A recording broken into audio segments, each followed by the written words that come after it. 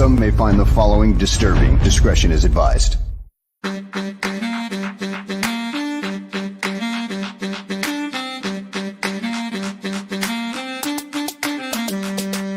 Bears. Because of the way they play the nickel corner here, and the nickel corner plays 88, 85% of the snaps. He's got to be like part linebacker. The Bears.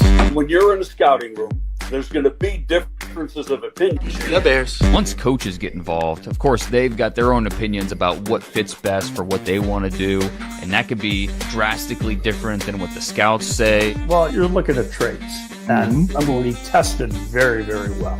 The Bears. One thing good about Kevin, he's been with two other organizations, as well as being the commissioner of the Big Ten. He's been around. The Bears. With Greg Olson, Jerry didn't want to get rid of him. I didn't want to get rid of him. Nobody wanted to get rid of him. One guy wanted to get rid of him, Mike Martz, because Mike Martz didn't know what the hell to do with him. We tried to talk Lovey out of hiring Mike Martz for a month and a half. He's playing zone, but number one, he doesn't get enough depth with the drop. But who the hell's giving? How many times does a 305, 310-pound defensive tackle drop into coverage, especially in a key situation? The Bears. Greg, why are teams wrong on quarterback evaluation so often? Number one, it's a hard position to evaluate. There's probably not as many real good quarterback evaluators as there needs to be. The Bears. The Bears.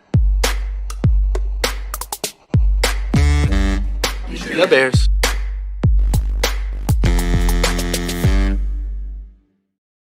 Welcome, everyone, to Victory Monday, another Victory Monday. My name is Aldo Gandia. Welcome to VTF, Gabriel Talks Football. I want you all who are watching live and also will watch on demand to please let your fellow Bears fans know that on Monday mornings, Greg Gabriel is here at the Barroom Network dissecting the Chicago Bears win, giving us some insider information, and there's lots of fun activity in the chat room. Let people know, and let's grow this audience because the Bears are definitely growing more and more supporters as we go on. Let's welcome Greg in now. Greg, how are you, my friend? I'm doing good. You know, we haven't bitched in 5 weeks. That's right. What the hell? There's nothing to complain about. That's right. Hey, good eyes by New England Bears fan. He noticed that I have Freddy Krueger here. Are you getting ready for Halloween, huh? Yeah, yes, indeed. Yes, indeed. Yeah, I'll tell you what, I don't know what the hell I'm going to do on Halloween because where I live, Halloween is on it's always, it doesn't matter what day of the week, Halloween could be on Wednesday. Halloween is Sunday in my town. Oh, gosh. And the kids come from 2 to 5, right in the middle of a ball game. Yeah. I think my door is locked. There'll be a sign on the door that says nobody's home. Sorry, but I'm not getting up. Yep. Put a little bowl of candy out there. Take one and get the F off my property. Takes it all. Right. Indeed. Well, there were parts of yesterday's win that were a little scary, but first and foremost, we got to celebrate what is working with this team, and that is the defense. This defense. And frankly, I watch the national shows from time to time. They're hardly talking at all about Dennis Allen's defense, which is one of the best in the NFL, particularly when it comes to takeaways. Greg, I'd love your thoughts overall, and then we'll dissect things overall about this Bears defense. I'm sounding real good today. Well, it doesn't have to do exactly with what your question was. Mm-hmm. Ben kind of addressed that, when they were asking him last week about Troy Aikman and the negative comments and stuff. Okay, the Bears still don't have national respect. Yeah, they won 4 in a row, but they're still in that prove it to me status. And so I think now, especially when you've had so many turnovers in the last 4 games, they have to pay attention to it. Mm-hmm. But you're running into a really tough game next week, and that could change the attitude of national people too, depending on how that game goes. But I wouldn't worry about it. It'll take care of itself. Mm-hmm. Mm-hmm. Yeah, to steal a phrase from Al Davis, just win, baby. I mean, you know. That's right. I'm with you, man. Yeah, I was a little disheartened, reading some of the stuff on, local bloggers and some of the local media, calling the victory over and over again. Every place I went, ugly win, ugly win. I didn't see it so much as an ugly win. It was a pretty much a defensive gem. Yes. We said this last Tuesday when we did the show. We said, this is a Dennis Allen revenge game. Mm-hmm. And then when he spoke to the media on Friday, because they were a day behind. That's right. He kind of downplayed it, which you knew he would. But when you saw the video from the locker room after the game, first thing out of his mouth was, well, some people just don't want you. Yep, that's right. That's right. In fact, I got it here. It's 2 minutes long. It's the Bear celebration. We've been playing. I think we've played the last three. This will be the fourth, and let's keep it going. Get better each time. They really do. Here it comes. That's right. 4 in a row. That's right. Hey, what do you say?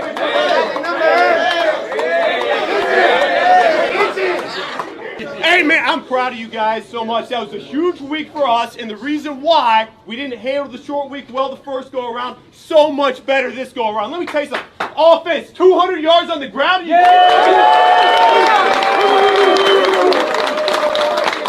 another 4 turnovers.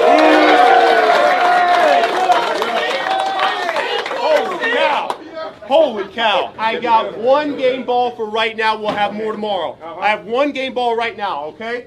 Already talked about defense, 4 turnovers, okay? Defense, 44 yards on the ground, all right? Defense, 4 sacks. Dennis Allen, come here!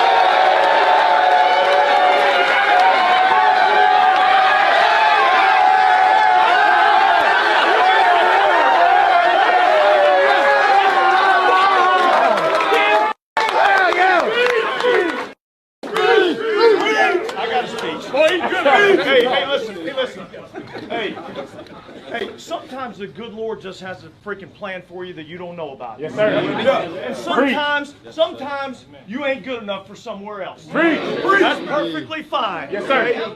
I love being here. And I love being with this group of guys. You guys worked your damn ass off. Yes, sir. Right? But 4 ain't enough. 4 ain't enough. Next one. Let's go get that.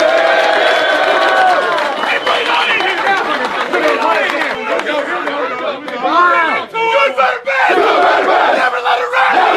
It's gonna get better. Better get better. Bears on 3. 1, 2,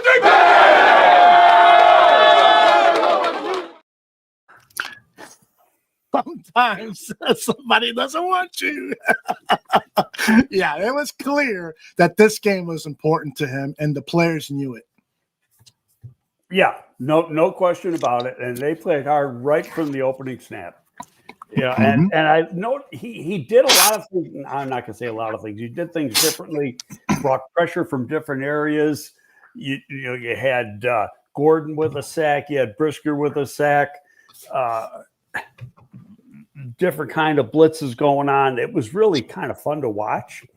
The only thing, when I rewatched, I still have to rewatch the game on the All-22. Did some of the secondary breakdowns happen after Tyreek Stevenson was out of the game? And that I can't really say. I'm pretty sure that Tyreek was out of the game by the time they had those 2 touchdowns. I am pretty sure, because I think I tweeted that out or posted that on X saying that, Tyreek is out, so secondary is going to be challenged. And they were, but they quickly repaired whatever was happening. Speaking of X, I just kind of bring this up because it's funny.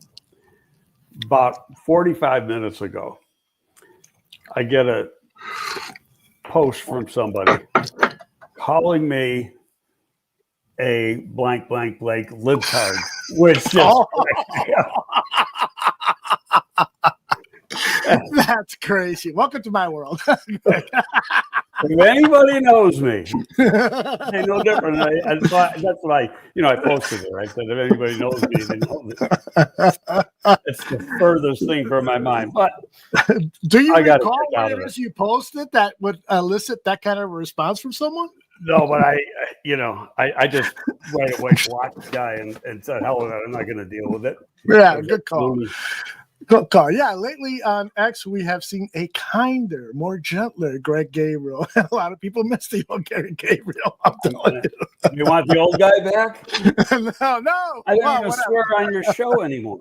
That's right. I noticed that. And the Bears are blocking out all those F words in that locker room for us, too. That's pretty wild.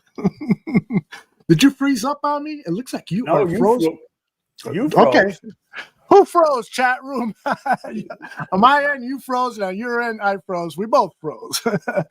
All right, let us get to more Bears talk about this defense because I am so excited about Kevin Byard. I think he is having a Pro Bowl caliber season with 4 interceptions right now. He is tied for the lead in the NFL. You've seen this player play over the years with the Titans and one season with the Eagles. What are your thoughts on Kevin Byard and the season he's having? He is playing back to the form he had before he came here. Yeah. And it's good to see. I mean, he was known as a big play interceptor. But the play that I liked the best was the one he comes from the middle of the field to the sideline to get the interception on the deep ball. You know, the 31-year-old man ran pretty damn good on that one. Sure did. He sure did. Indeed. And the Bears overall as a team are leading the 31-year-old and saying old. What the hell? Life has changed, huh?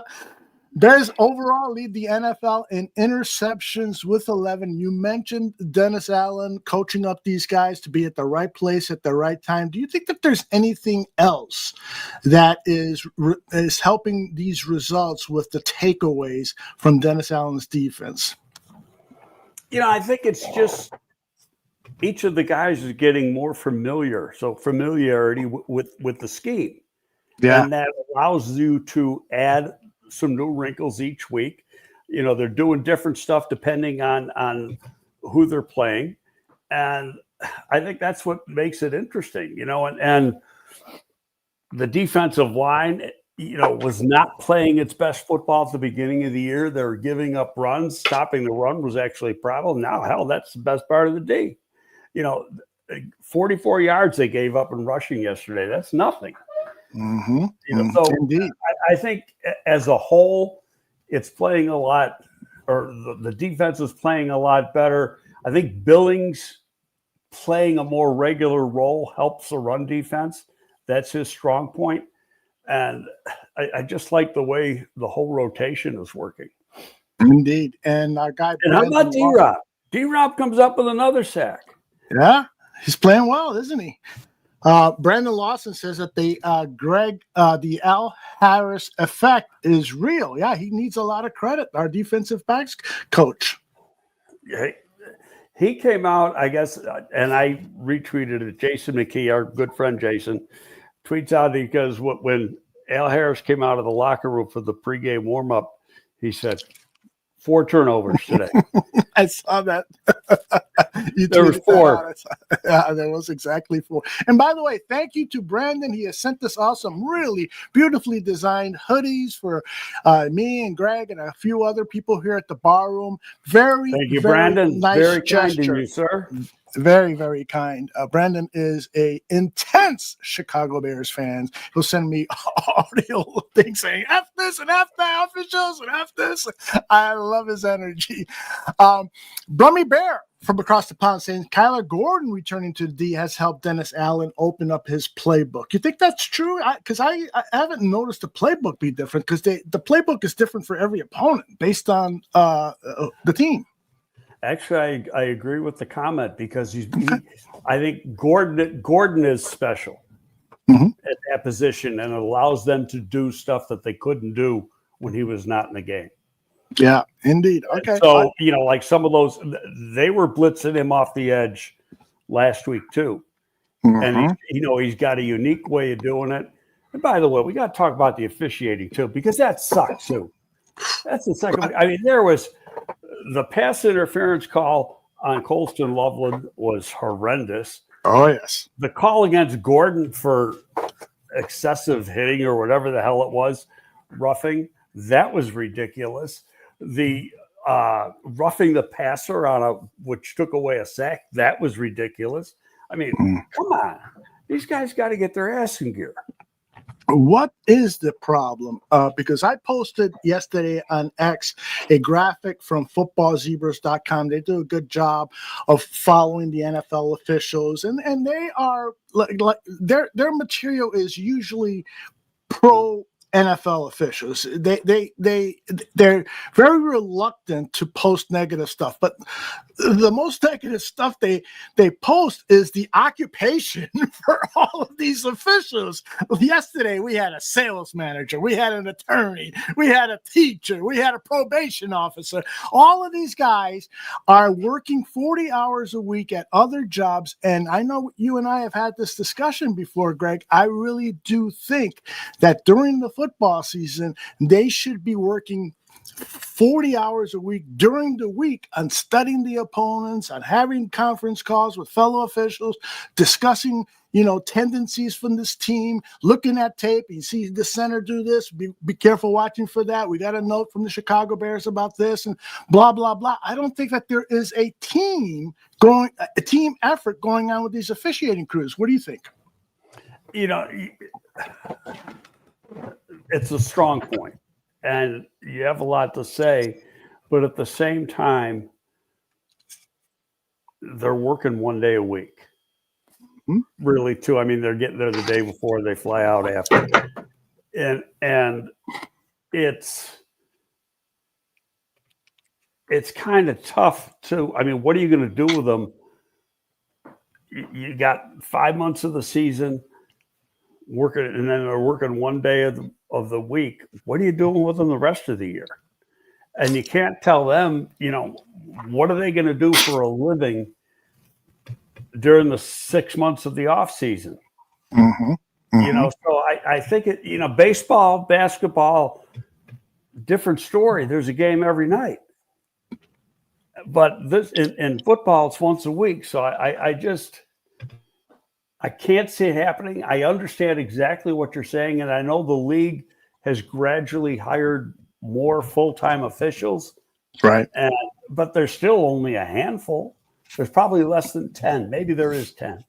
But it's not a huge number. Yeah. I agree with ConGen X. He says maybe, and I've worked in corporate America many years, and this is a solution they have for some of their challenges. They hire an outside company, and that company employs officials year round. They're training them. They're working high school games. They're working college games. They're working pro games, the UFL, blah, blah, blah.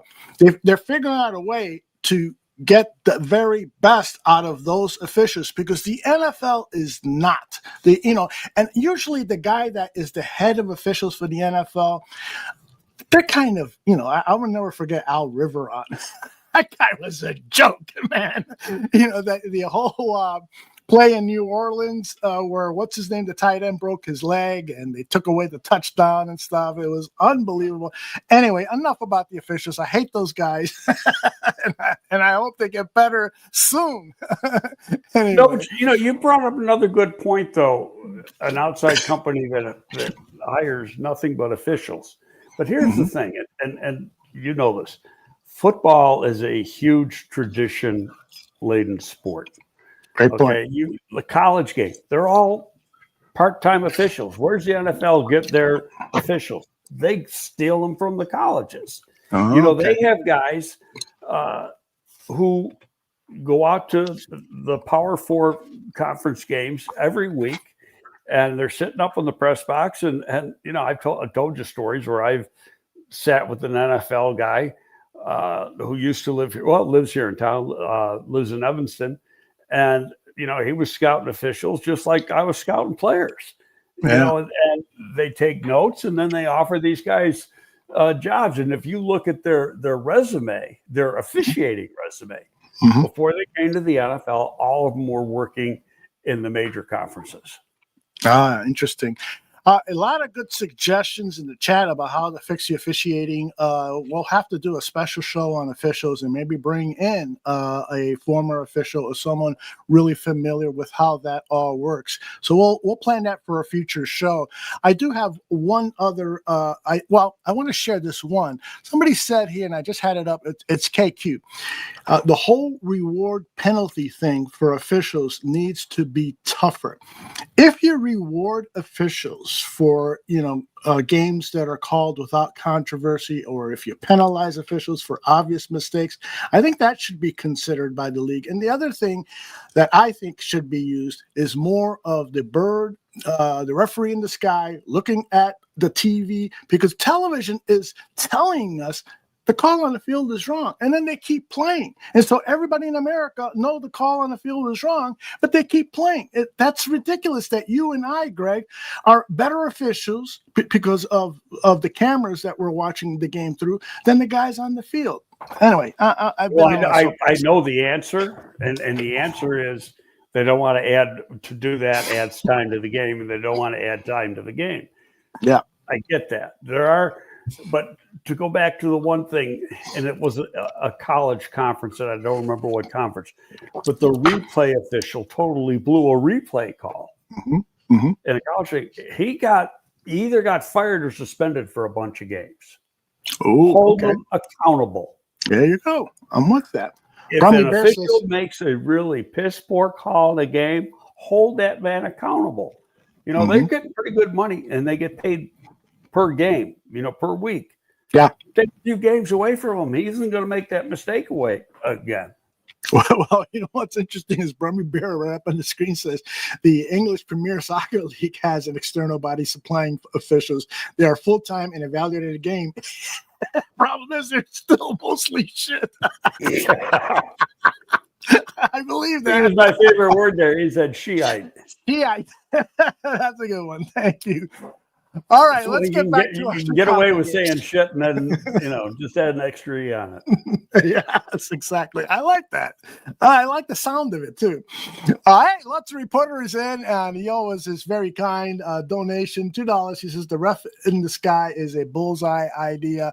Let's implement that. Let's get, Lutz, you're a reporter for thepatch.com. Let's write an article on that and interview Greg and myself, and we'd be happy to share our thoughts and help you get that 700-word column written.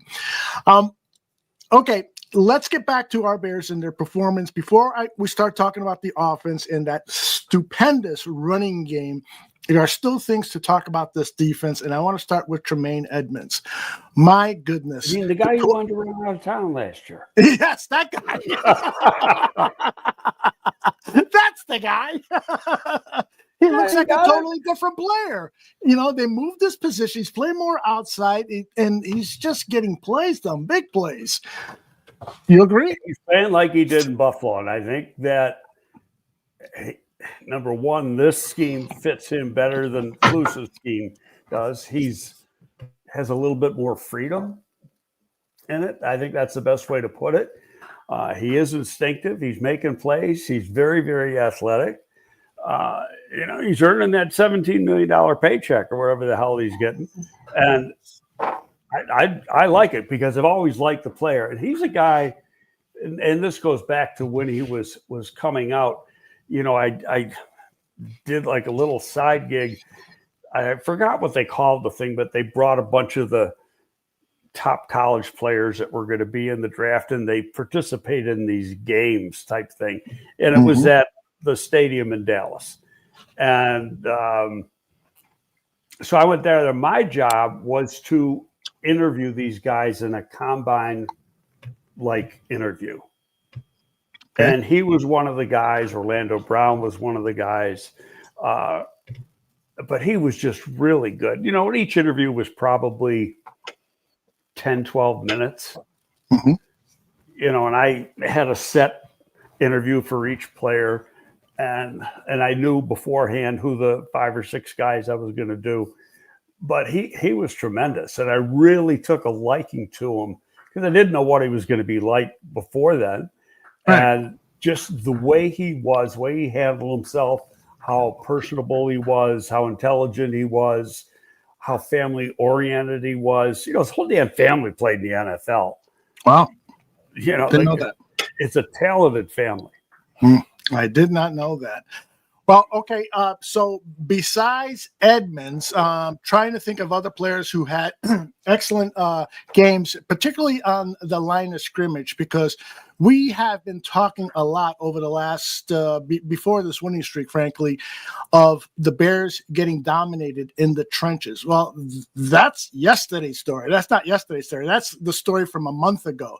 The Bears in the trenches have been playing much, much better. Both sides of the ball. Both sides of the ball. Let's stay with the defense for a little while. Gervon Dexter, I think, is showing the type of improvement that we've been waiting for. And frankly, maybe we've been a little too harsh on Dexter's play because he hasn't made a lot of splash plays, but he has been a force in the middle. And when he and Billings are out there, it's pretty incredible. Well, he's playing. It's funny. He was playing when Jarrett's here. He's playing the one technique. Mm-hmm. And with Billings here, he's playing the three. So he's playing a different position. Interesting. And I like to use this word, and I use it a lot when I'm writing reports on defensive linemen. They only have one tackle yesterday. They one tackle, one assist up, but he's disruptive. Yes. And disruptive, when you're a disruptive player, you get across the line of scrimmage, you make a running back, make a cut or whatever, you disrupt the play as a whole. That's a positive thing because somebody else is going to make the play, but it's because of your play that the entire play was made. Mm-hmm. That didn't sound right, but I think I know what I meant. And I think we did too. Tony Daly, our buddy from across the pond, points out the play of Montez Sweat. And Montez, I thought, playing his ass off. Yes, and he even played well last week too. I think it went unnoticed. Sure. But Sweat is playing much, much better. I think it's because he's not 100% healthy, but healthier than he has been in quite some time. Last year he was banged up pretty much most of the year. Mm-hmm. And I don't want to use that as an excuse, but he's missing a lot of time early week. But again, it's the scheme too, and it's allowing him more freedom. It's allowing Edmunds more freedom, and things are getting done. Now you're seeing the player for what he is. Yes, I love it. I love it. Tony also brings out on the back end Jaquan Brisker. Wow, was he sensational. And that one play where he was penalized, I think you mentioned it earlier, that was unjust. He never made helmet-to-helmet contact. You know what happened? Because I watched that play like a couple times. I kept playing it over when a commercial came on. Mm-hmm. He hits the guy before he even let go of the ball. So that should have negated the penalty right off the bat. But he hits the guy in the arm, and then his hand like glances off the arm into the side of the helmet. Mm-hmm. It's a ricochet. Yes. That's not exactly. an intentional hit. That piss poor call, awful call. And a piss poor analysis by my man Moose Johnston, who I was sticking up for a while. But as the game wore on, he was making. I used to stick up for him too because he's a Buffalo guy, but no more. Come on. Moose was doing for years was I think a very, very good analyst. And the last 2 or 3 years, and you can see it, he's got dropped from like the number 2 team to now he's like number 4 or something. So they know too. And I think what happens with some of these guys is they just stop doing their homework. Yeah. And they don't do the intense study during the week to prepare for a game that they have done, in the past when they made their rise, when they've got notoriety for being as good as they are. Perfect example is Tony Romo. When Tony Romo started off, he was as good as there ever was. Yes. He studied film during the week as if he was playing in the game. Mm-hmm. And there's several times where, the offense would come up to the line of scrimmage and he'd go, oh, they're doing this. Just from looking at the way the formation was set. Mm-hmm. And they did. Yeah. That doesn't happen anymore. They get lazy, they stop doing it, and they just rely on their knowledge of the game, which is fine. Mm-hmm. That's your phone? That's my phone. My wife is unbelievable. She's texting me and saying, "Do you need any coffee, honey?" Wonderful. Should I? Let's see. Tell her you need a little caffeine buzz. I gotta text her back. Fine, honey. go get me some bourbon. No, all good. KQ needs some coffee.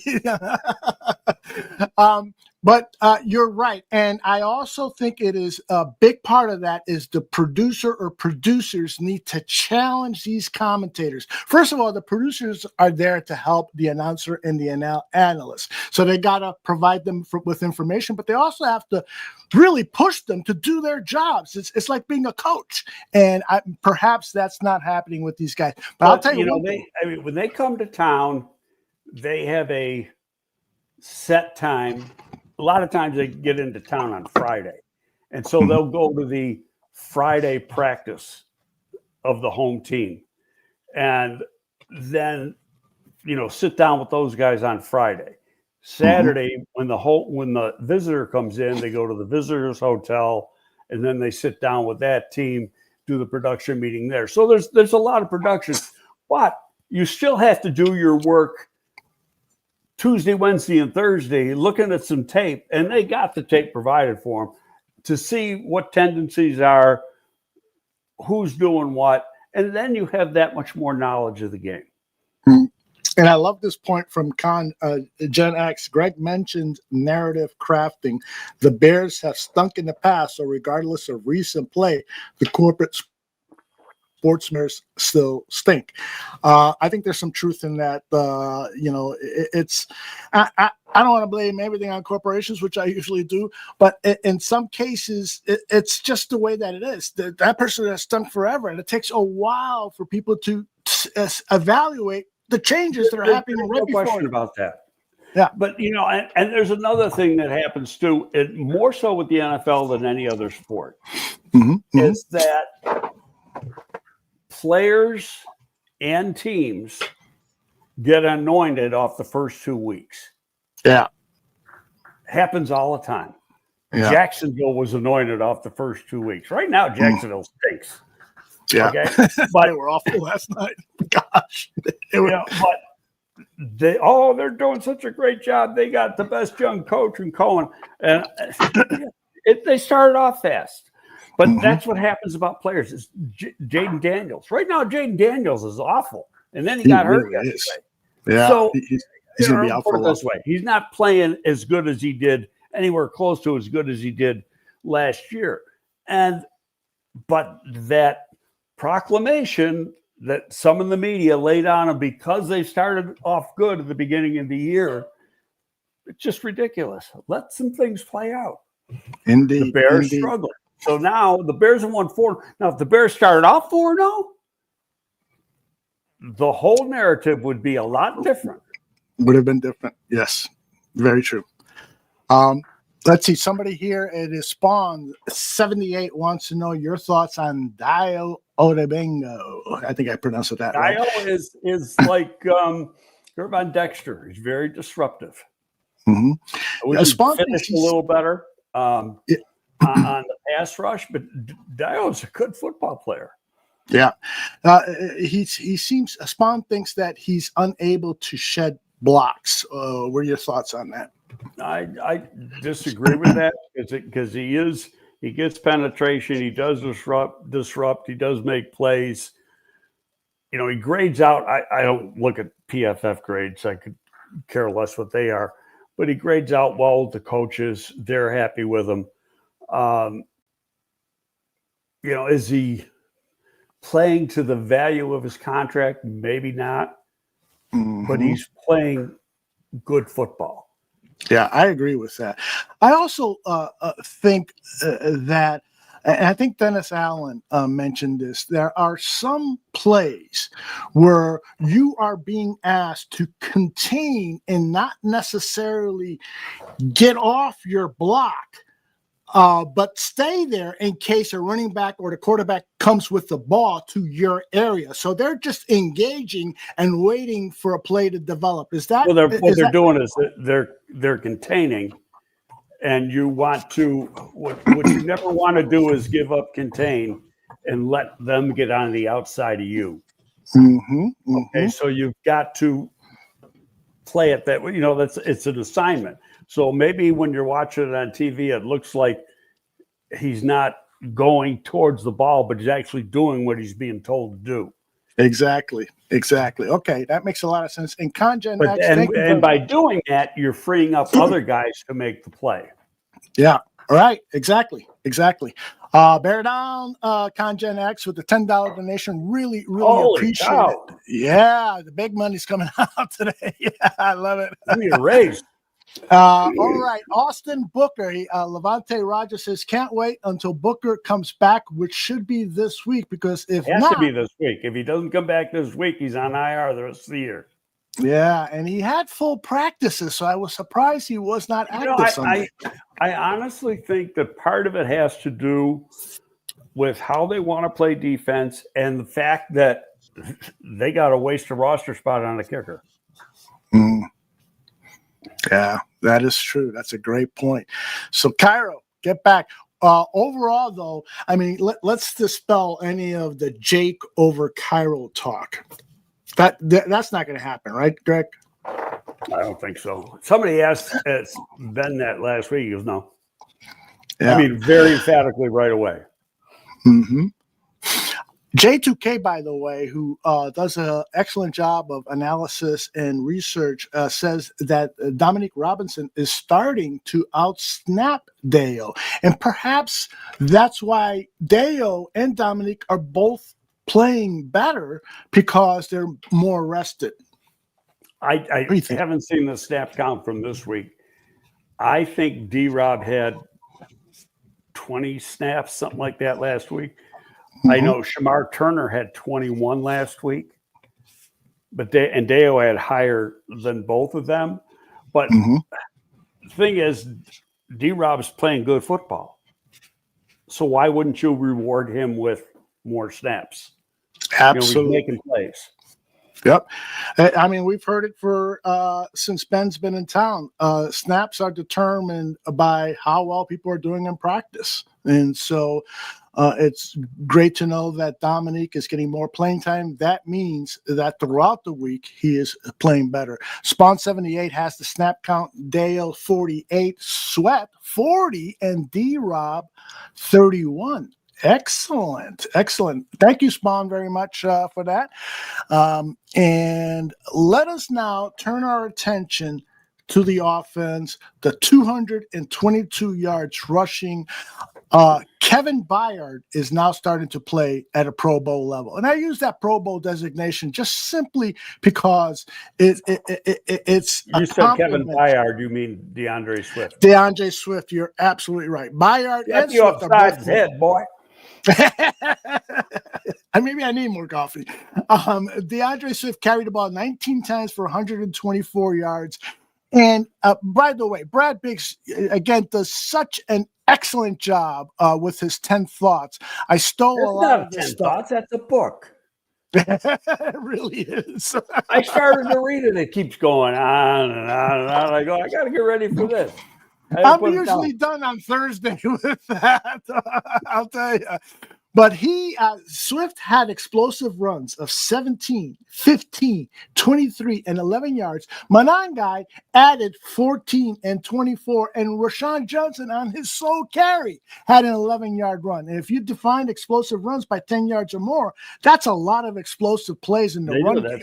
That's the yardage figure on a running play is 10 yards. Offensive line, I mean, hey, they don't do it without the offensive line. Yeah. Okay?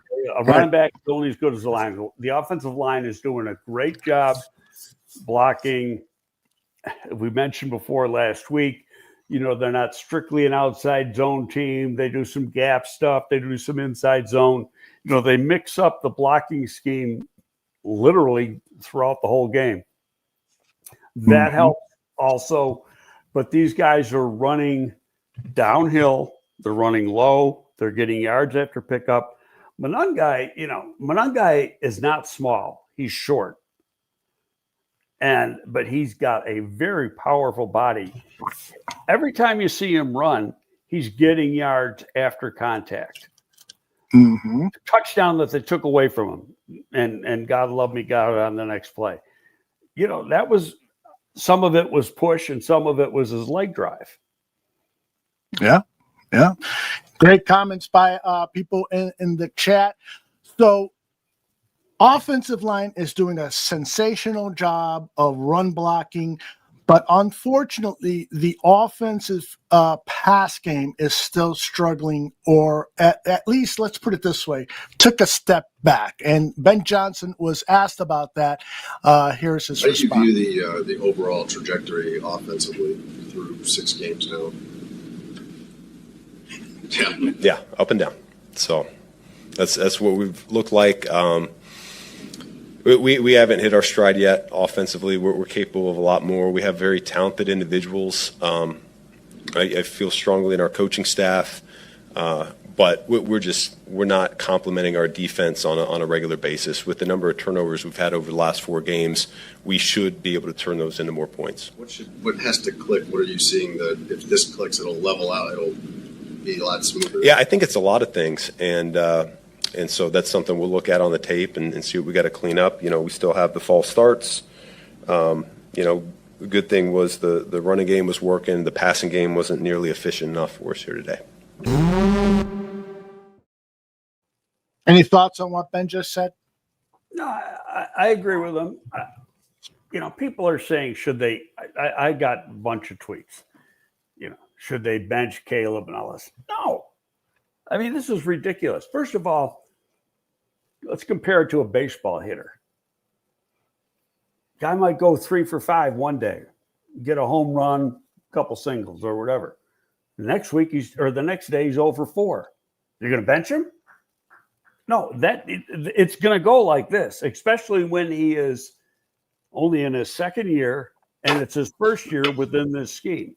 Mm-hmm. Really, he's finishing out his rookie year when you look at the whatever you want to call it last year, catastrophe, abomination. So that stuff's going to happen. Some of it he might put on himself. Mm-hmm. There's a little bit of a pressure that goes back to college with him and Spencer Rattler. Maybe some of that was swimming around. I don't have the answer to that. But, it could have. But you can't sit and criticize the guy because he's not. The best quarterbacks in the game don't get better every game. They go up and down. They have a good game one week, bad game the next week. Look at Josh Allen from Buffalo. MVP last year. Started off the year crazy good. Last week he stunk. Okay, so that happens.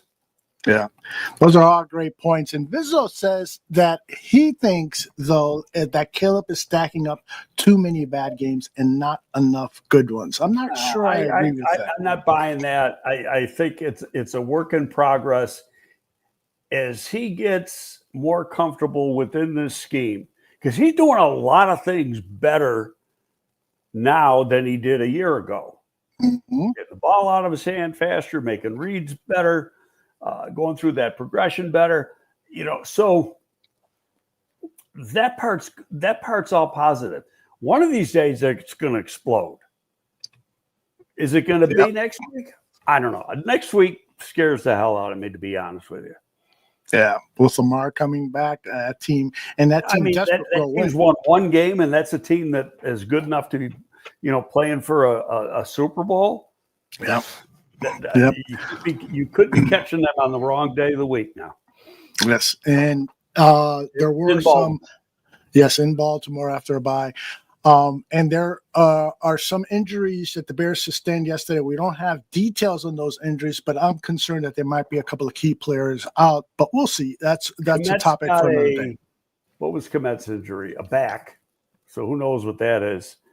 And Tyreek has got a shoulder. Mm-hmm. Now, I'm semi-optimistic about Tyreek because when he was out, he was on the bike and he didn't look like he couldn't move his shoulder. Yeah, They that's showed right. a couple of videos of him standing there on the bike. So maybe that's just a bruise or whatever. You could even have a shoulder separation or something. Those are painful, but you can play with them. I Yes. played the whole season with one in college, and then you had the surgery after. It hurts like hell. Does it? You know, yeah, but hey, it's only pain. So says the toughest guy in the room. It's only pain. All right. So some of the problems with this offense have to deal with what is happening pre-snap, offensive line issues. And Caleb was asked about that because I think once they cure that, this offense and Caleb are going to look so much better. This is Caleb's The funny response. thing is there was no pre-snap penalties last week against Washington. Yes, they took a step back. Okay, and then they took a step back, and Wright had one or two, but it was Drew Dahlman who was really the problem, and I think Theo had one. Yep. Bears had 5 false starts, 2 on left tackle Theo, 1 on tight ends Cole Kmet and Colston Loveland each, and 1 on the center Drew Dahlman, again, according to Brad Biggs. Wright had a false start too. Maybe I'm off on that. Yeah, I think you're off on that. So anyway, I want to hear what does Caleb say about these OL problems. The pre-snap stuff, the center QC exchange, it is frustrating just because we put so much time and energy into it. But I wouldn't say I put that on Drew or anybody. I can take that blame just because it comes down to cadence. It comes down to everybody being on one page and having everybody calm and understanding. We're going to go execute this play, and we just need to snap the ball at the right time and be able to hit plays at the right time, execute the plays, and that comes down to communication. That comes down to knowing what we have to do. That comes down to the cadence at the end of the day. And so I can always help in those situations, and we'll be better with that coming forth.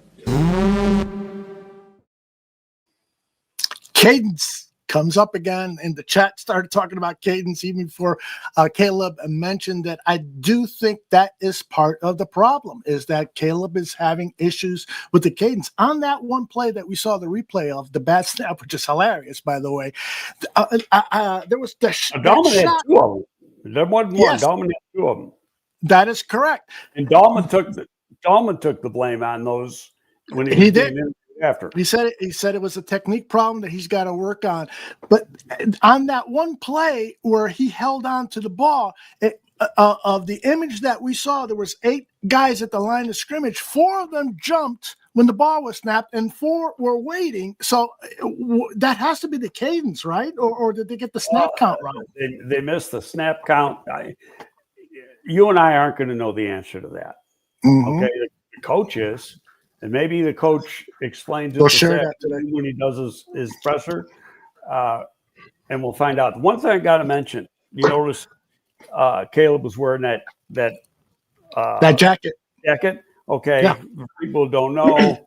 I think it was last Thursday. There's a video of it that the Bears put out. This woman who was a breast cancer survivor was invited to practice. Her and her family. She made that jacket for Caleb, and I think that was really tremendous of him to wear it then yesterday when he was meeting the press after the game. Absolutely, and shame on the people who were critical of him wearing that jacket. Do your research before you snipe on somebody. Was there comments about it?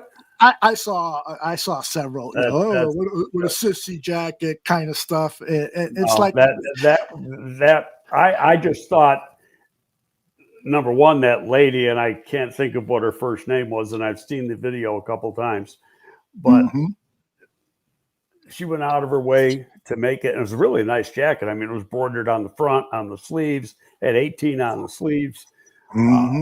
Really nice jacket. Fit him like a glove. It did. For anybody to give a negative comment, because in a way then he was praising her. Yes, indeed. Yes, indeed. And supporting Breast Cancer Awareness Week, which is the thing to do. Lutz reported with the $2 donation. And he says all the Caleb bitching will be over at the end of the season. And I have that same opinion as Lutz, because even though he had a bad game yesterday, I think it's safe to say that maybe bad isn't the best word, but it not wasn't as good as we've been used to the last few weeks. Thank you. There wasn't that trajectory of improving.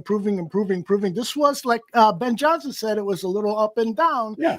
And so I think that we're going to see a series of games where he's just going to continue to improve. And then will he have those blemishes? Greg said, of course he will. Every NFL quarterback does. Look at Patrick Mahomes. After the first 2 games of the season, it's over for Patrick. He stinks. Right now, he's the best quarterback in the NFL. It's unbelievable. Jeepers. All right, I do have some more Brad Biggs stuff that I wanted to share with you. This is in regard to the penalties. And Brad writes that, we can blame the officials for some, but there's still a disturbing tendency here. He wrote, the Bears have 53 penalties for 453 yards, the most penalties they've had in a 6-game stretch since they had 54 in 6 consecutive games during the 2004 season. Greg, do you agree with me that there's some issues going on here that go well beyond the poor officiating? It's concentration. Yes. Penalties can be fixed when you concentrate and do your job. Okay, especially pre-snap penalties. Those are strictly concentration. Paying attention to detail, knowing the snap count, knowing what your job is. There haven't been that many defensive penalties for offsides, the pre-snap penalties on that part. Hold, I don't recall them being very many holding. There's a couple holding penalties, I think, yesterday. I don't know if there were. And you're going to get some of those. I mean, those are going to happen. The old theory, you could call holding on every play if you wanted to. I think there was one, and it might have been last week. They had a defensive holding call on Billings. That's a terrible call. My goodness. Wow. And it's right call. No, it wasn't. He had his hands in here. And what he's doing is by, grab him a little bit, because he's preventing that offensive lineman from coming off him, making a combo block, going out to the linebacker. Yeah. And you know what? On that same play, the offensive lineman was holding Billings up here, which is outside that kind of protected area. Right. No, I get it. And he was doing exactly what the offensive linemen do. And so if you're going to call it on him, call it on the offensive lineman. I saw absolutely nothing wrong with that play call at all. Or with the play call, I saw right. I saw nothing wrong with the play.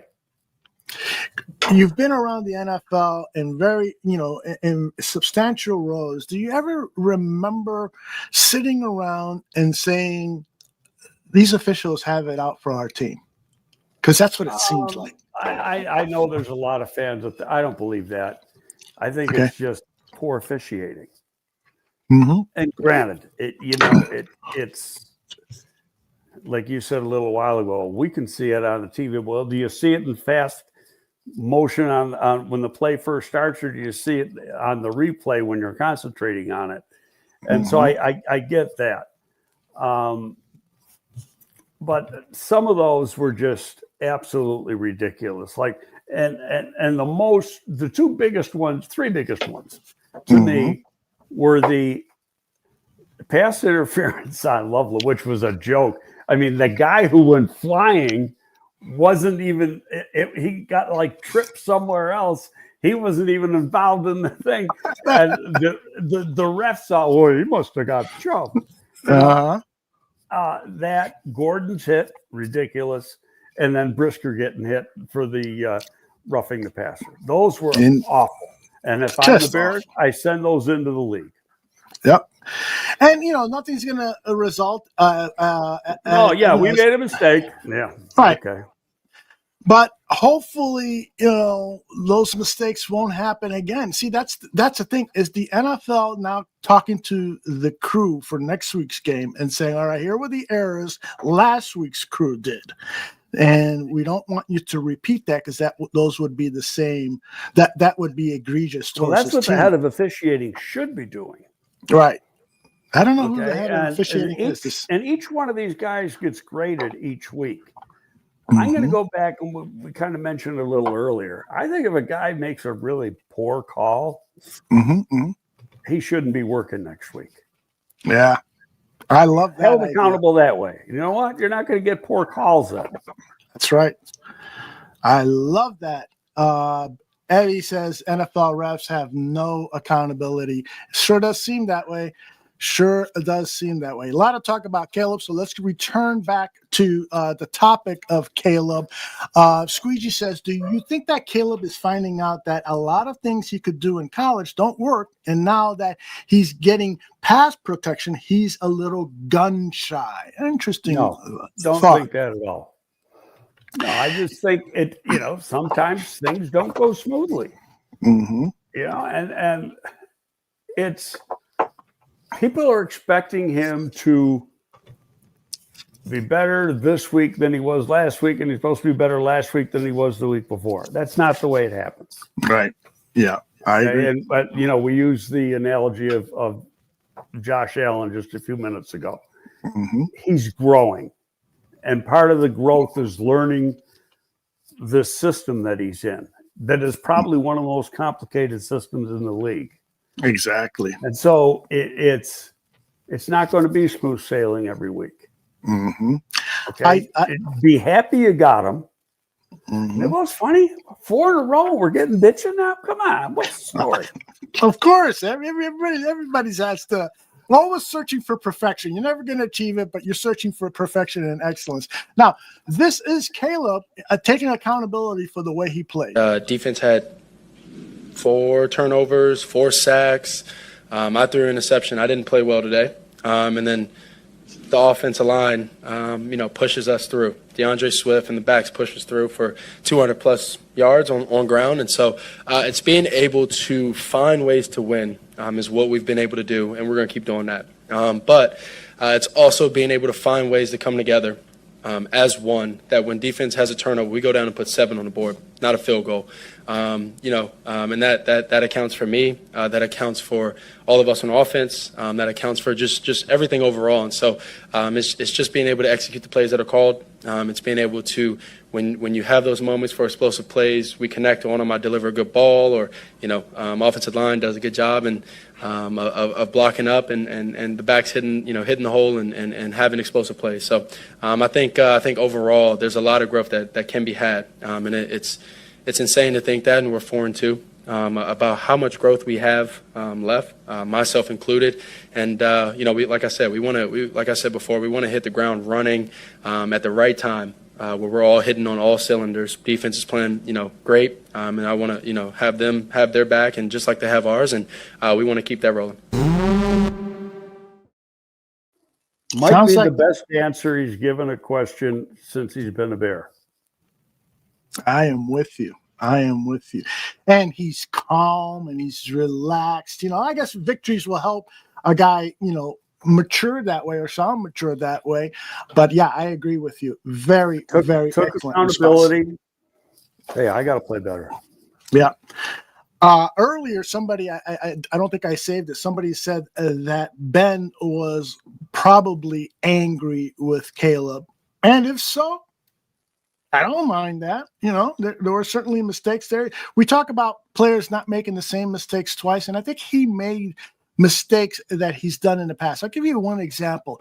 There was a play or two where Greg, he scrambled around looking for that big play when he should have just taken. Yes, he should have just taken off and picked up the runs. It's an old theory. Go ahead. I see what was the run there. That's the only thing, and I won't know that until I do the play over, and watch L22. I know exactly what you take off, maybe get 3, 4, 5 yards, but the rush was pretty damn good. Yeah. And so I don't know if a running play for him was actually there. Mm-hmm. Yeah.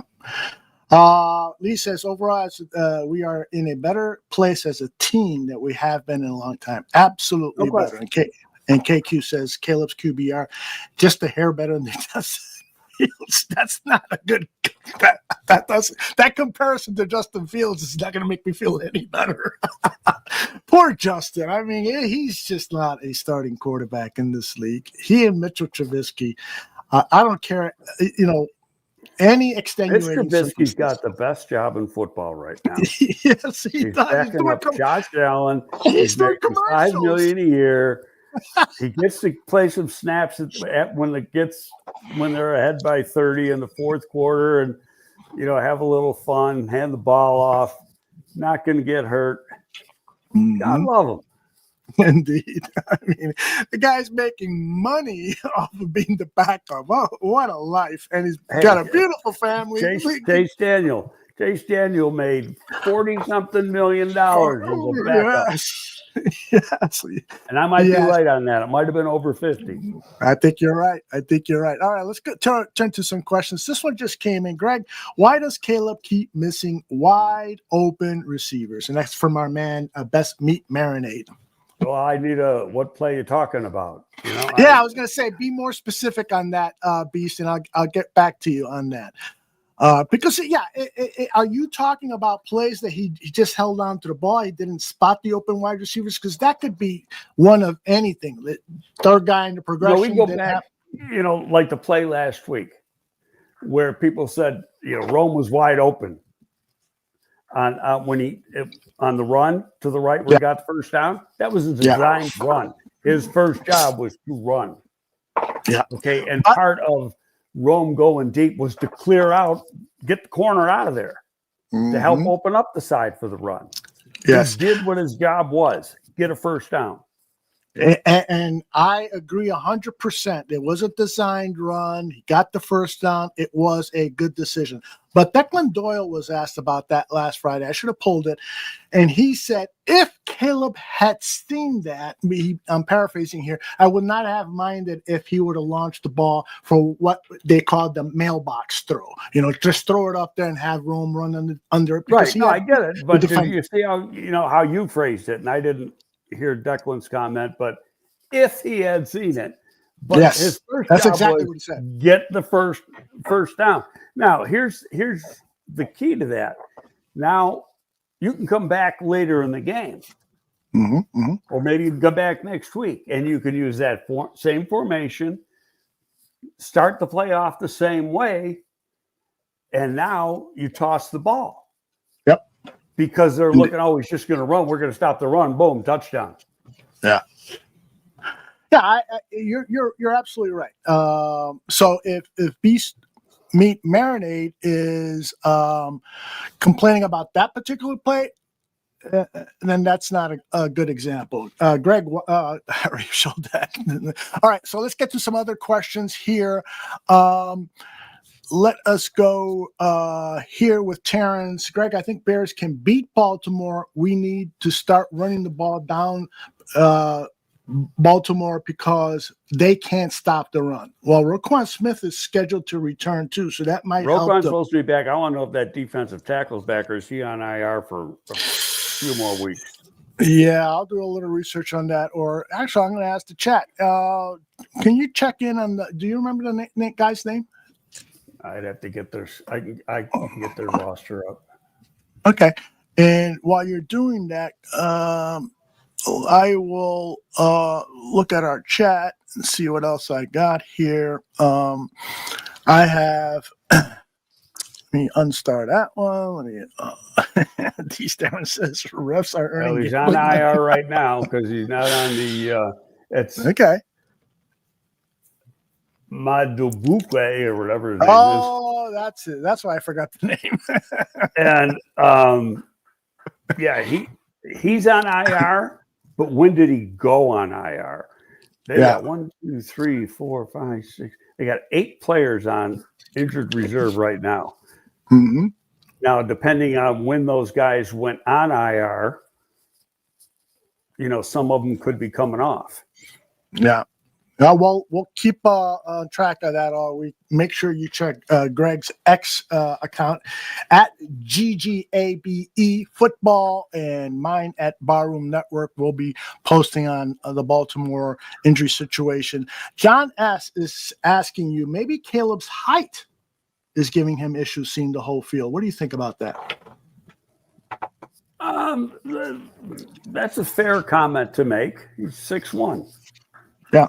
He's not 6'5". But right. You know what? That's the quarterback you chose. So you live with it. Yeah. Well, and the Drew Brees officially was 6 feet. I guarantee he wasn't. Or like 5'11" and a half, probably, huh? Yeah. Well, the thing is with these guys who are, 3, 4, 5 inches shorter than their offensive linemen, if they have feet like Caleb do, they can just move a little bit to the right, a little bit to the left, wherever to get a better angle. You can move yourself into the opening to the seam where you can see, but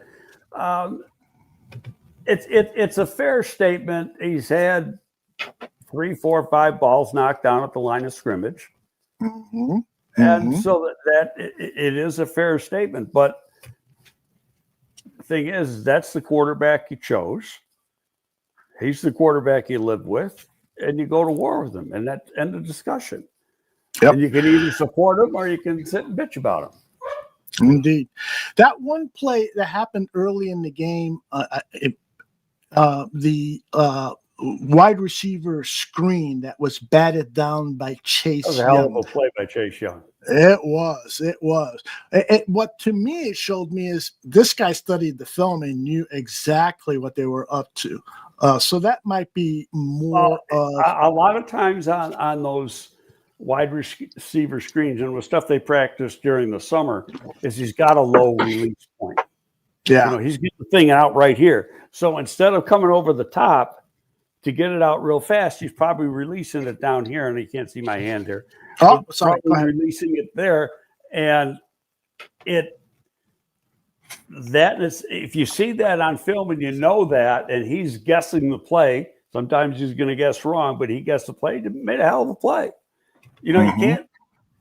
One of our guys makes that play, you're praising him. Chase Young made a heck of a play. You got to praise him. And at the same time, Benedict missed the block. My man Samo to the rescue. He says that Matabuco has a season-ending neck injury, so we ain't going to see him, and he isn't going to see any action for the rest of the season. I did not know it was season-ending. I knew he was on IR. Yeah. Okay. Let us go to this question from again, I got a lot of comments here, not so much questions. So if you guys got questions, please share them. Chris wants to know your thoughts on overall the offensive line, how they are playing. And we talked about this earlier, but do you have any other thoughts about this offensive line? Well, let me ask you this. Braxton Jones is going to get traded in 2 weeks for a cornerback. That's my guess. What do you think? For a cornerback? Yeah, because of the injuries are piling up with Jalen Johnson, Tyreek, and I think that's the biggest need now. It's changed from running back. Now, see, here brings up the question. Who's the corner? And does that team need a tackle? And are they willing to trade even up? Because Braxton hasn't played good. What's his value? I think somebody, a cornerback, will play good. You just got your wishful thinking going. I don't know. We got a couple weeks. If something happens, it happens. I tend to think there's not going to be anything happening. Mm-hmm. And they're going to let it. First of all, let's find out what these injuries were yesterday. Are they, if Cole Kmet has a back injury that's going to hold him up for a while, then he'll go on IR. Smythe will take over his role, and then they'll bring the guy off who was on the practice squad. They'll bring him up for a few games. John, I really don't want to trade him, but if there is, I'm not saying that Ryan Poles should pick up the phone and start announcing, "Hey, Braxton Jones is for sale," but if there's a cornerback out there that you think, hey, this might be a good match for that team and for us. We need a corner. They need like the Chargers, for instance. They've got some serious injuries to their offensive line. And so maybe, I don't know, I'd have to study the roster and so forth, but maybe there's a marriage there that could be had.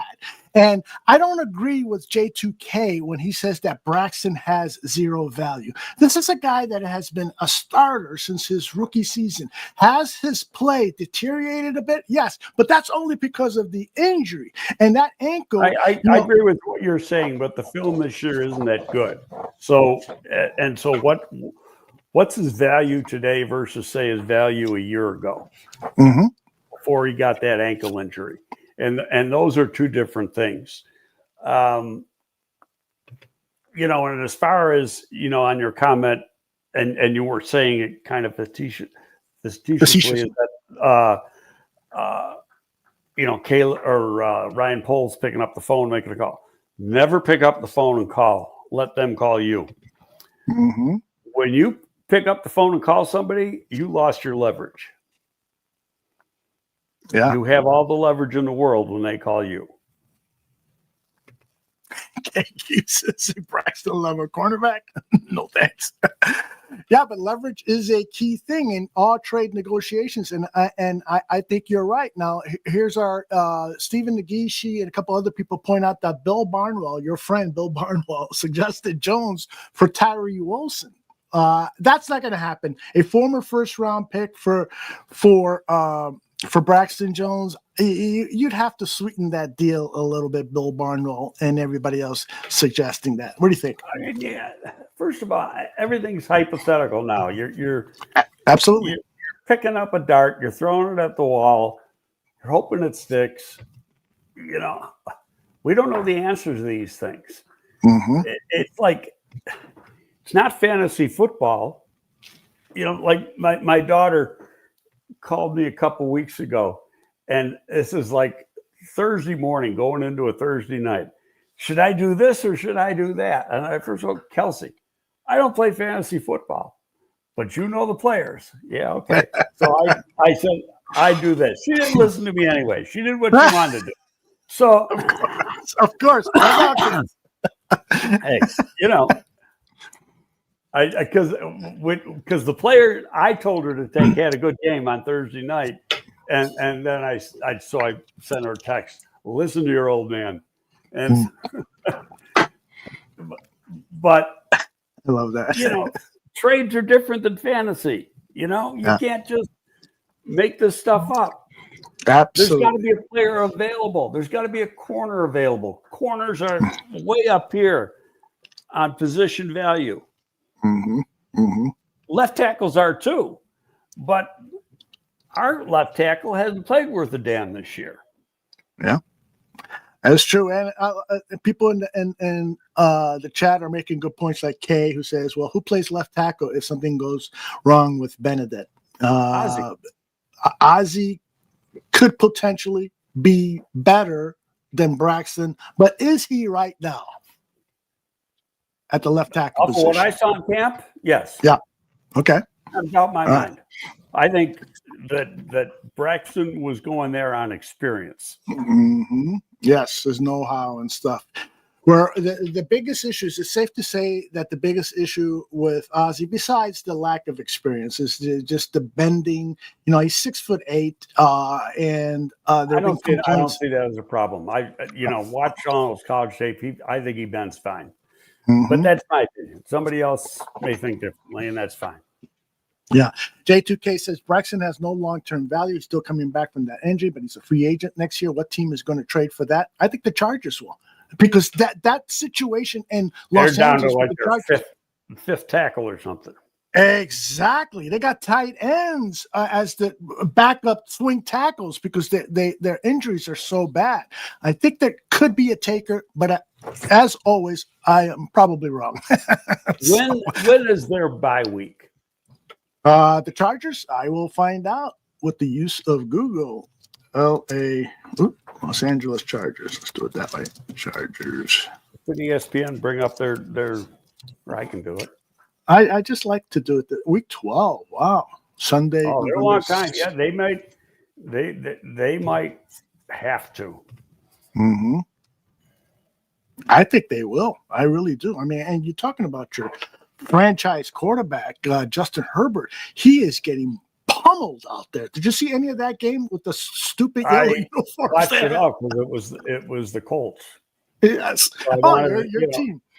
Yeah, they got their ass kicked by the Colts. It's actually the first game that I've seen the whole game, and I mean, Ballard was getting a lot of crap, just like Ryan Poles was getting a lot of crap. You got to fire him. Got to fire him. He's getting an extension over this thing because it was he's the guy who signed Daniel Jones, and Daniel Jones is going to get comeback player of the year. Oh. He's playing like a first team Pro Bowl player. Yes, an outstanding year. Yep. And I saw that one play. It was late in the game. It's traditionally you'd run the ball late in the game, but they have so much confidence in Daniel Jones that they went for a deep pass and it was completed. Daniel Jones has got the confidence of that coaching staff, and he is playing good football. Anybody criticizing Caleb Williams' progression, take note of Daniel Jones. It took him a little while longer than Brian Daboll would have liked, but still, the guy's playing top football, no doubt about it. I tweeted out a thing yesterday. I said that coaching matters. Mm-hmm. And the job that and Daniel Jones is a perfect example of the job that the Colts coaching staff, Shane Steichen and the rest of the offensive staff is doing with him, because he's playing out his ass. He's really playing good football. And it's a coach's league. Coaches matter. But there was an interview that I saw this morning, just part of it, where Jones just stuck it to the media very subtly. And in fact, it was the on-field reporter who Palmer, I think his name is, who was doing that game. And he says after something like, well, nobody had you guys being this good or something like that. He just looked and he talked to the wrong people. I love it. He just looked stunned. Mm-hmm. Indeed. Kay, by the way, getting back to that subject on Braxton, Kay says Ozzie hasn't practiced at left tackle since camp. We don't know that for sure. Yeah, okay, go ahead. Not true. Greg. He practices at left tackle every week. Because he might be the swing tackle and they want to get him reps. He might have to. Okay, that makes sense. All right, I start off some incoming questions here. Let's see. Does Greg, you mentioned this earlier that you were nervous about this Ravens game, so go into more detail about that. What is it that scares you about this Bears-Ravens match next Sunday? Because number one, I mean, I can't tell you exactly who's injured. Lamar Jackson missed a few games. He's going to be back. Should be. He by himself is a problem. And that's going to make their passing game better. This is a good football team. This is a team that is a perennial playoff team, and they've got one win. And they're so much better than that. It's almost like I kind of feel like, and people might bitch at me for this, but so what, is that it's kind of like Detroit lost really 2 in a row. They lost the playoff game last year. Then they went to Green Bay and stunk. And then we had to go in there, and they had their get even game or comeback game. I'm not saying the Bears are gonna get skunked, but I can see the Ravens being sky high. Yeah. And I just, looking at that schedule we talked about last week, I see them winning the 2 games after. We said, remember how we talked about they could win 4 out of 5? Sure. And this is the one that I can't see them win. Hey, I hope they do. I just think the Ravens are due for a good game, and if the Bears rise to the occasion and beat them in Baltimore, God love them. Yeah, And I think the players and the Ravens love John Harbaugh so much that they're going to come out fired up for him because his job is now in danger, according to media members in that Baltimore area. So we don't know for sure, but they're going to come out fired up. I agree with you on that. Some other thoughts on this Ravens game. Toreen says the Ravens had trouble closing games when they were healthy and lost 11 games when leading by double digits. Wow, that's got to be over a couple of seasons. I mean, look at the playoff game in Buffalo last year. Prime example. But that was in the second round of the playoffs last year. No, first round of the playoffs last year. And the Bears aren't a playoff team yet. Maybe they will be at the end of the year. So, you're talking different level of football altogether. I don't want people to think, oh, they're 1-5, or 1-4, whatever the hell they are, and it's going to be an easy win.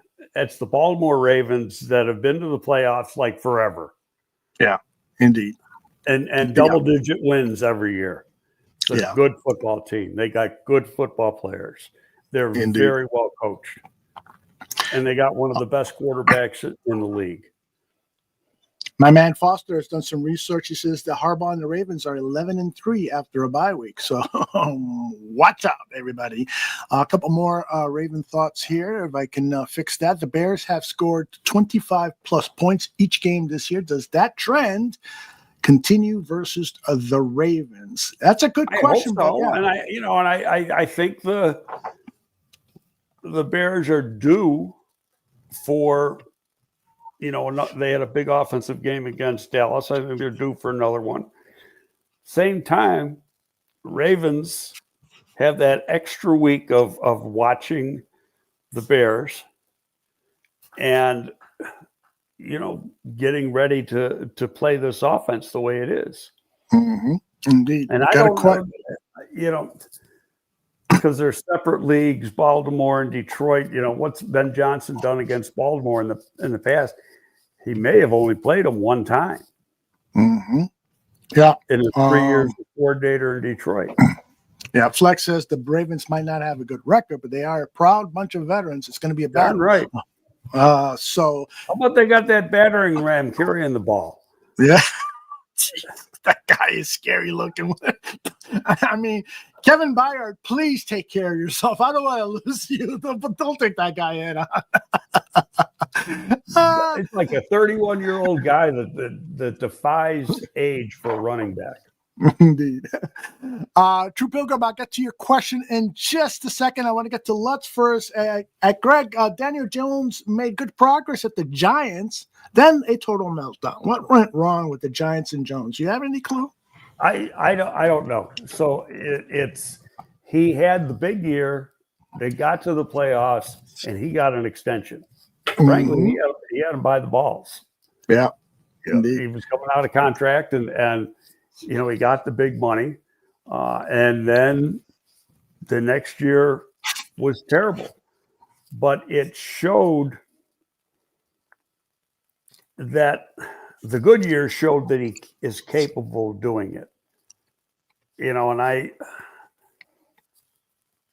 used to be close to a bunch of people in the front office there, but they're no longer there. So I can't, but I know this and talking to Byard, and before the Colts signed Jones, Chris did a ton of research, and one of the guys he talked to was Dave Gettleman, who I've known forever.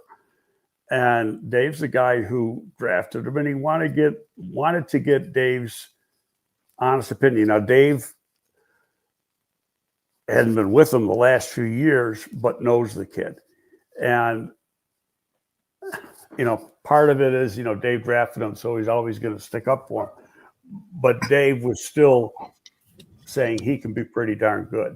But I know Chris talked to other people too, and really came away with the feeling that it's a gamble, yes, but it's a worthwhile gamble.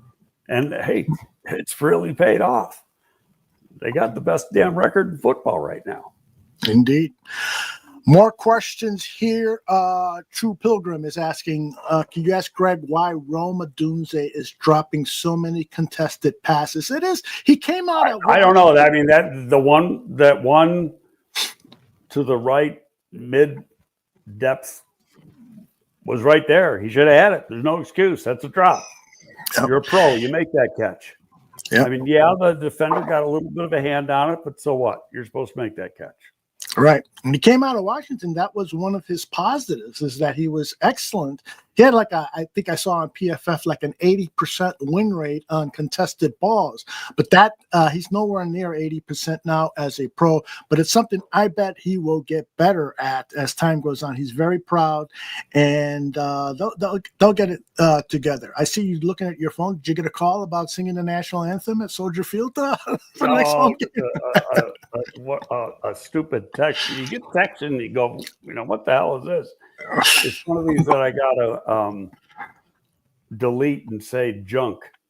You can mark those. Oh, yes. Trust me, I get so many of those. I think I've accidentally deleted and reported as junk. Good friends of mine, because I get so many of them. Get lost in the shuffle there. Rusty Bridges wants to know, why is Travis Homer still on the roster? I got a good answer for that. One of the best 2 or 3 special teams players on the team. That's what I was going to say. Yeah, indeed.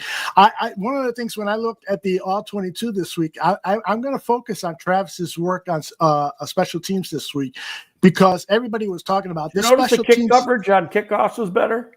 Maybe because of him a little bit, huh? Yes, indeed. All right. I hope that answers your question. Jean Hammer. I love that name. Wouldn't it be better to keep Braxton for the comp pick formula later? He should get like a $10 million average contract in free agency. Go ahead, Greg. Okay, here we go. And what's his name? John? Yeah, Jan. Okay. This isn't necessarily aimed at you. It's people who don't understand the formula. One contract does not mean a thing. It's all the players you sign and the value of those deals versus all the players you lost and the values of those deals. Then it carries over into the next year. So on paper, there are supposed like the Bears supposedly are going to get an extra 7th this coming draft from free agency a year ago. But if those guys don't play this year or play less or worse than expected, that screws up the formula, because part of the formula is honors and playtime. Mm-hmm. There you go. You sign a guy to a huge contract and he gets hurt the second or third week in the season and he's done for the year, that just squashes your comp pick because you aren't getting it. I cannot see him based on the contracts last year. You thought, yeah, he's a good dude. He's just got to hold up, but he didn't play good. Look at the perfect example, Tevin Jenkins. Mm-hmm. What did he get? 1-year deal, $5 million. That's what I expect Braxton to get, something like that. J2K chips in here, says, I think Jan's point is that Braxton adds to that formula. It's not that we don't get the formula. Okay. Well, a lot of people don't get the formula. And that's true. It's one of the pieces, but if who are the Bears going to lose? We don't know that. In free agency. And who are they going to sign? We don't know that.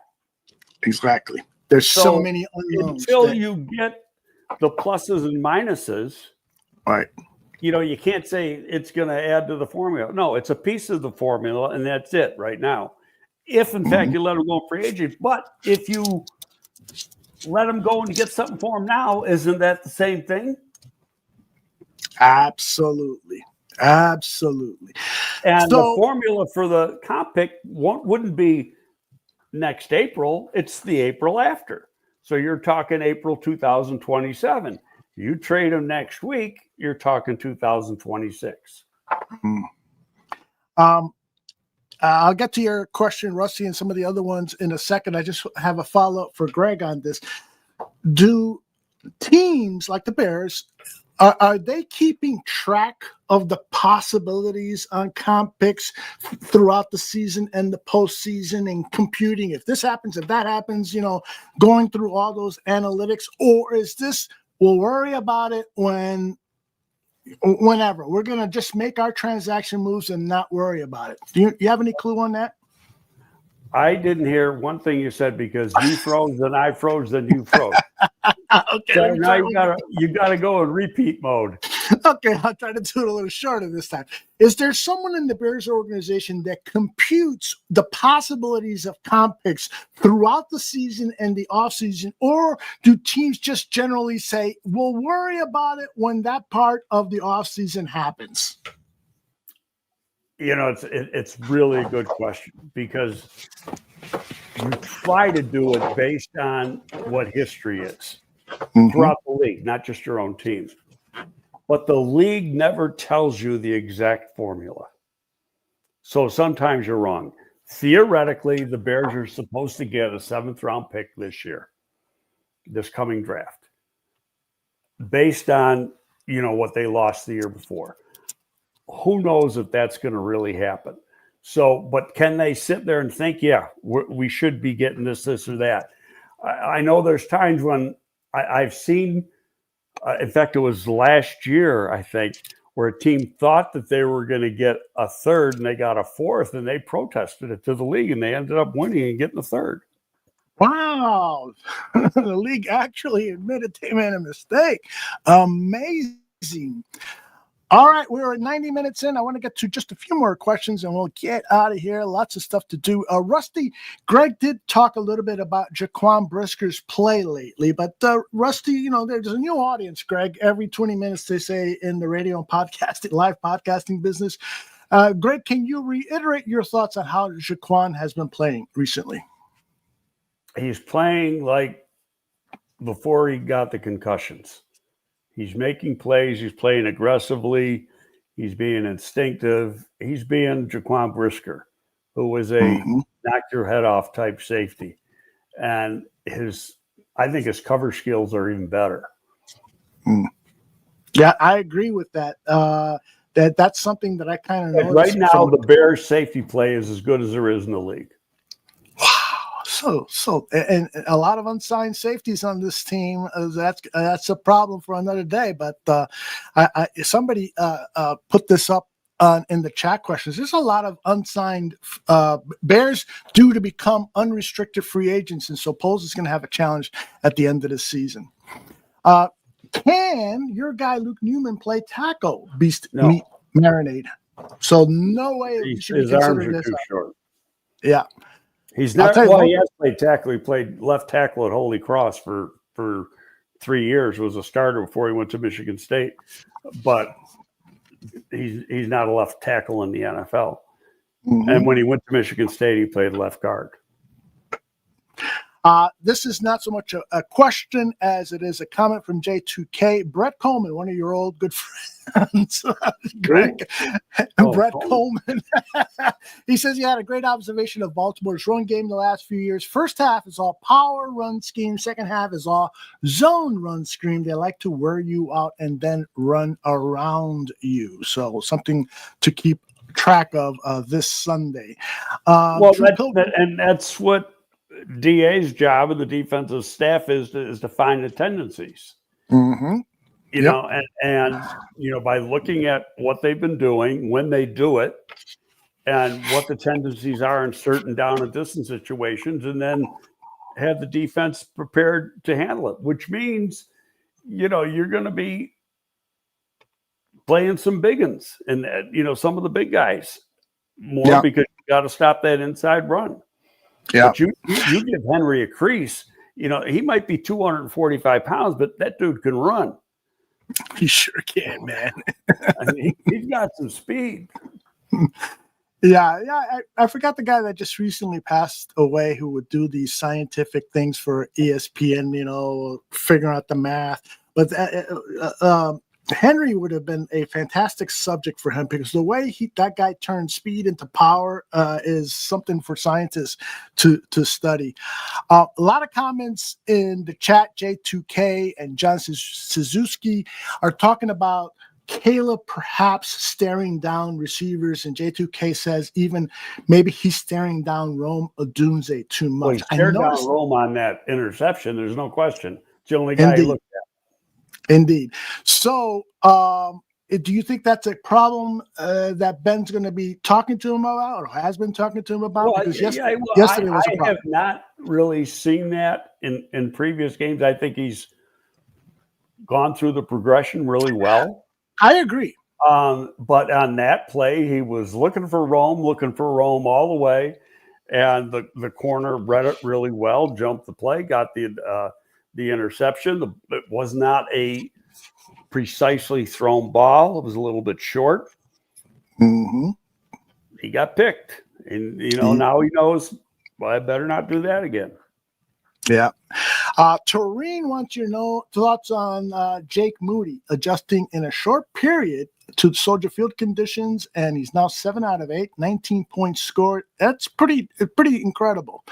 What Jake Moody I don't has think done. the wind got nearly as bad as they thought it was. In the morning, they were saying 20 to 30 mile an hour winds, could be gusts up to 40. I don't think that ever happened because nobody was really having a problem with kicks in that game. And so now he went down to Soldier Field once during the week to kick, but the weather was pretty darn good last week. So it's not like he had a windy day to kick in.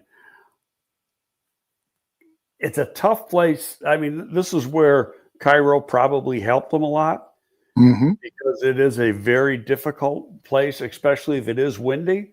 Like I said, I don't think any of that wind that was forecast really happened because it really didn't look like it was a very windy day. Yeah, indeed. Kanjan X has a question about a trade, and I'm going to tell everybody we're going to hold off on trade questions. Let's do that next week. And so, Greg, you do a little homework. When's the trade deadline? Like November 2nd? Yeah, so it's in 2 weeks.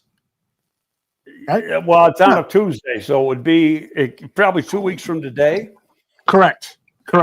Well, so maybe we ought to hold off to, or 2 weeks from tomorrow would be the trade deadline. 2 weeks from today, which would be the day before.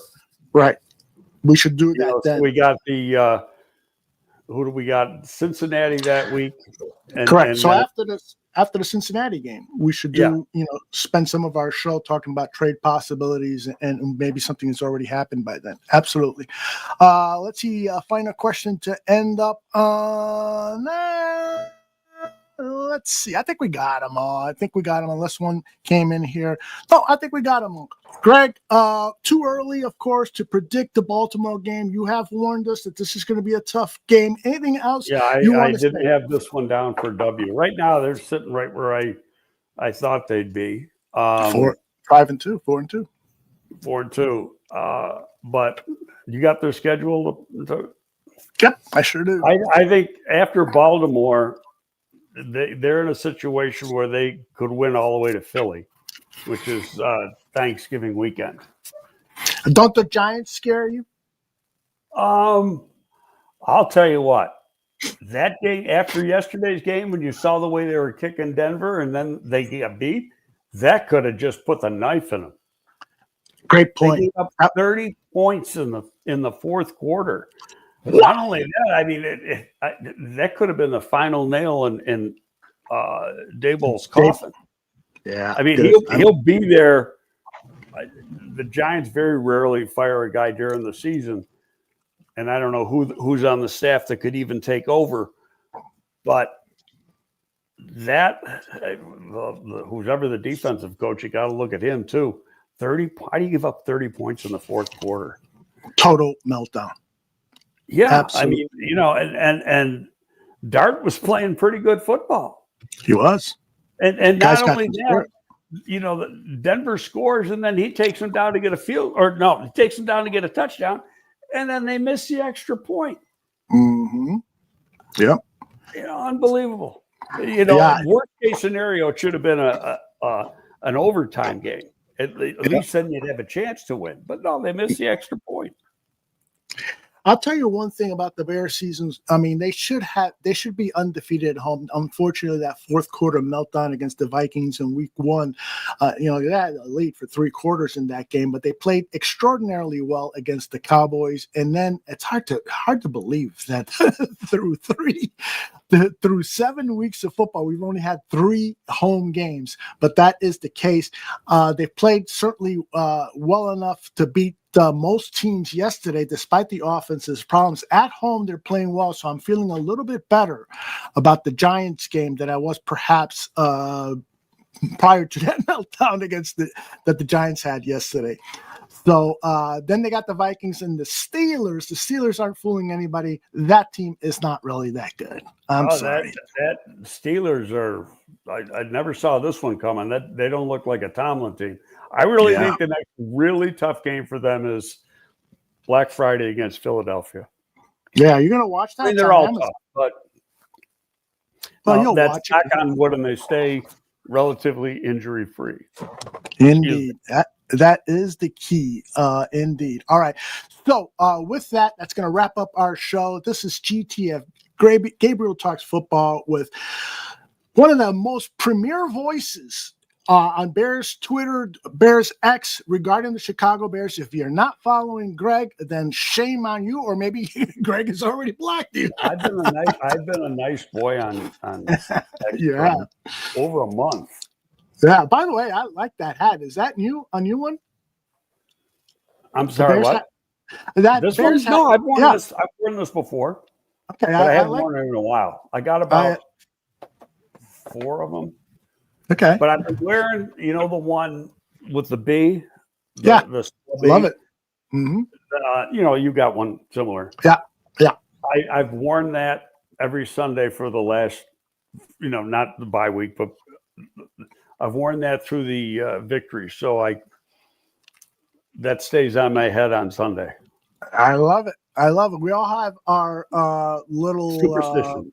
Yes, that's the word I was looking for. And mine is I don't drink during the game because when I post my videos and I have been drinking, I sound like a stupid idiot. I don't need any help doing that. So I'll be honest, I have not had a drink, and I bet since Labor Day. Whoa. How come? Well, Robin was here last week, but we didn't have anything. And I think Labor Day weekend, we went out a few times, but I haven't had a drop since. When I'm here by myself, I'm not going to drink. Yeah, that would be silly. Does Bennett, your dog, ever have a little sip of your beer when you drink it? No. No, I mean, I don't drink. I drink beer like after I play golf or something like that. I mean, there's nothing like a beer. No, I drink some bourbon or I drink wine, but in fact, I'll be honest, I don't even have a bottle of bourbon in the house because it's just me, so I don't need it. Cool. By the way, you and Swifty doing anything this week? No, we did last week. I got an open invitation, so we'll see what goes on, if anything goes on this week, maybe.